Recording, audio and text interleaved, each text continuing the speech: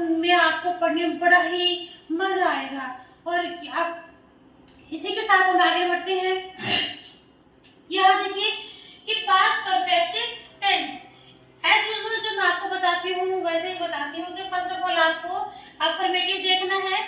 और अफर्मेटिव में क्या होते हैं, मूल रूप क्या देखते हैं, उसके जो है बीच की जो हेल्पिंग वर्ब होती है वो चेंज होती है, और basis of the helping verb उसी के आधार पे आपका जो टेंस होता है वो ऑलमोस्ट चेंज हो जाता है।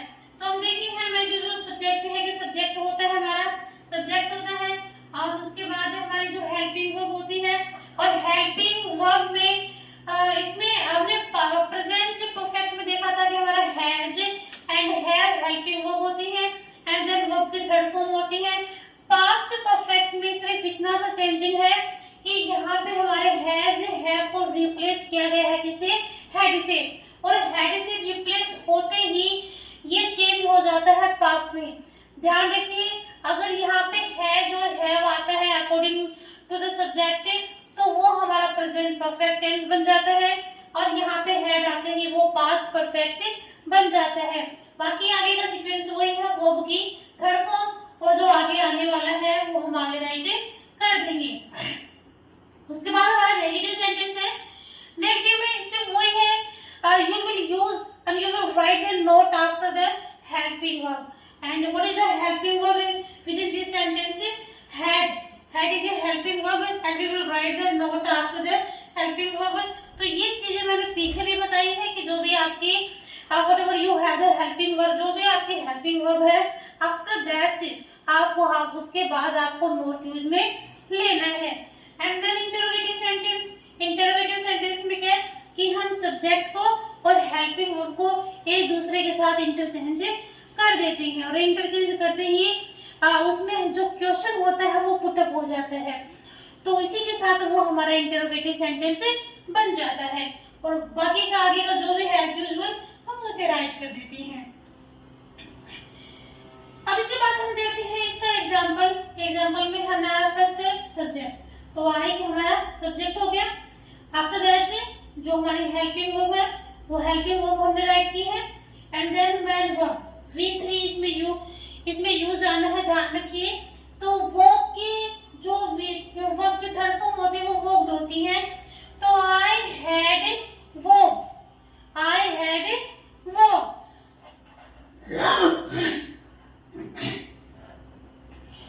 उसके बाद देखते हैं जो हमारा जो नेगेटिव सेंटेंस है उसके बाद छोटा सा चेंजिंग करना है। जो भी हमारी हेल्पिंग वर्ब है उसके जस्ट बाद हमें नॉट यूज मिलेंगे। I had not verbed, I had not verbed. तो देख सकते हैं यहाँ पे कि उसमें हमने क्या देखा था कि मैं घूम चुका हूँ, मैं दौड़ चुका हूँ, मैं खाना खा चुका हूँ, मैं जा चुका हूँ। इसमें मैं दौड़ चुका था, मैं खा चुका था, मैं जा चुका था। तो यहाँ पे ये पास्ट फॉर्म को इंडिकेशन देता है। उसके बाद इसी में मैंने और ऐड किया है सॉरी नेक्स्ट है इसमें देखो एक बहुत ही अहम जो बताने लायक जो चीज है वो ये है। इतना आप कर दोगे, मुझे पता है आप में विश्वास है, इतना आप कर दोगे। जैसे आई है, हैड है, वर्ब की थर्ड फॉर्म है, ये तीनों क्वेश्चन आप कर दोगे। बट जो एक बहुत इंपॉर्टेंट चीज है वो ये है कि इसमें अगर आपको दो सेंटेंस आपस में मर्ज करने हो, ऐसे सेंटेंस जो आफ्टर और बिफोर से कनेक्टेड है, किसी है आफ्टर और बिफोर से जो कनेक्टेड है, वो दो सेंटेंस आपको ये पता होना चाहिए कि वो किससे कनेक्टेड है। ठीक है, तो इसमें आप देख सकते हैं जैसे अगर जो सेंटेंस हमारा बिफोर से कनेक्टेड है तो उसके बाद में पास्ट सिंपल आना है और पहले वाले में पास्ट परफेक्ट आना है। और जो सेंटेंस हमारा आफ्टर से रिलेटेड है उसमें बाद में पास्ट परफेक्ट होगा और पहले पास्ट सिंपल होगा। तो आप एक मिनट इसको समझने की कोशिश करें कि देखिए बिफोर में पहले बिफोर में बाद में पास्ट सिंपल है और आफ्टर में पहले पास्ट सिंपल है। इसके बाद में पास्ट परफेक्ट है और इसके पहले पास्ट परफेक्ट है। तो जो इंटरचेंजिंग जो हुआ है इसको समझने की कोशिश करें और इसी के साथ आपके सेंटेंस बन जाएंगे। जैसे मैं कहूँ मेरे आने से पहले वह मैं जा चुकी थी। मैं जब मेरे स्टेशन पहुंचने से पहले ट्रेन जा चुकी थी। मैं जब घर आया मेरे से पहले फोन आ चुका था। मैं जब पहुंचा तो खाना बन चुका था, है ना। तो ये क्या है कि आफ्टर और बिफोर से जब दो सेंटेंस आपस में मर्ज होती हैं तब हमें इस सीक्वेंस को यूज में लेना है। अब देखिए यहाँ पे हम देखते हैं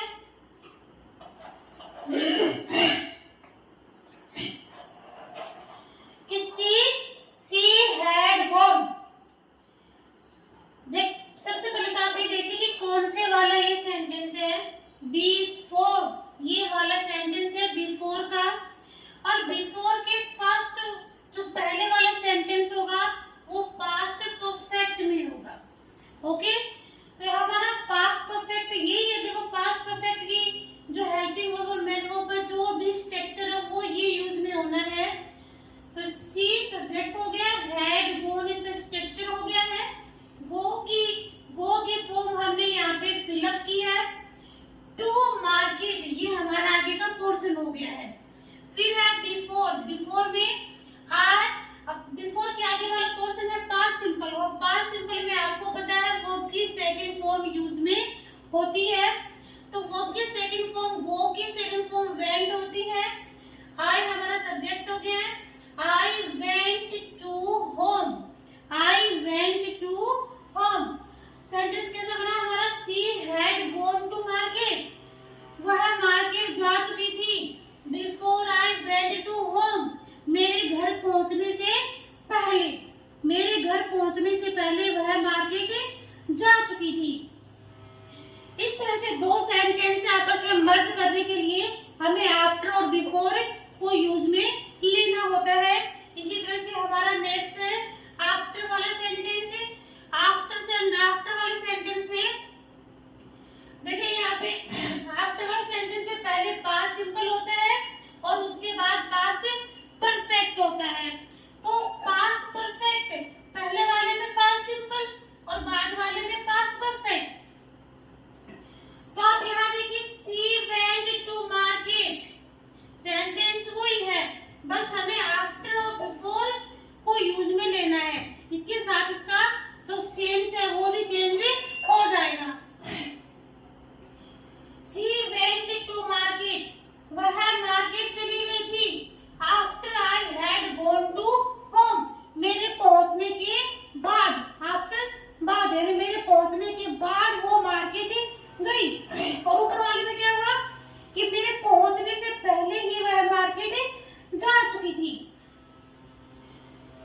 अब एक बात और समझने की ये है कि जैसे अब जरूरी नहीं है कि आफ्टर और बिफोर है वो बीच में ही यूज में हो या पहले भी यूज में हो सकते हैं। सीक्वेंस वही होगा, आफ्टर वाले में आपका यहाँ पे पास्ट परफेक्ट होगा और बाद वाला जो सेंटेंस होगा उसमें पास्ट सिंपल होगा।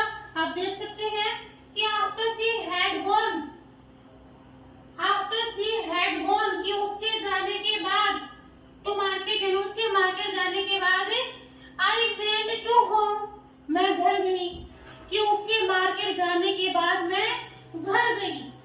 वो सेम चीज है कि before she went to market I had gone to home, कि उसके जाने से पहले मार्केट, उसके मार्केट जाने से पहले मैं घर पहुंच चुकी थी।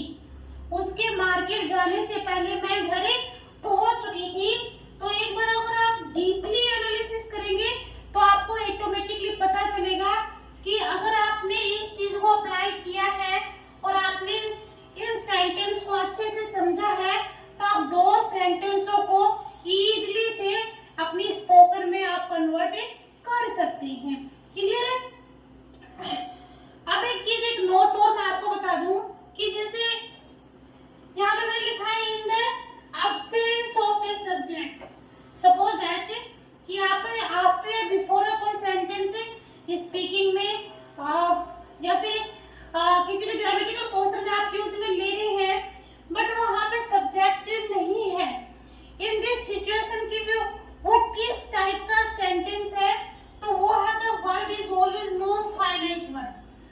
सब्जेक्ट नहीं है तो उसकी वर्ब कैसी होगी?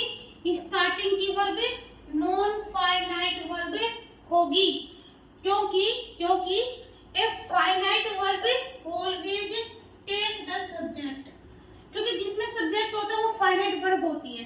जैसे आप यहाँ देख सकते हैं आई, ठीक है, ये सब्जेक्ट इन सब में क्या है? ये क्या है? ये सारे सब्जेक्ट है। और इनके साथ जो आने वाली वर्ब है, वो कैसी है? Finite verbs.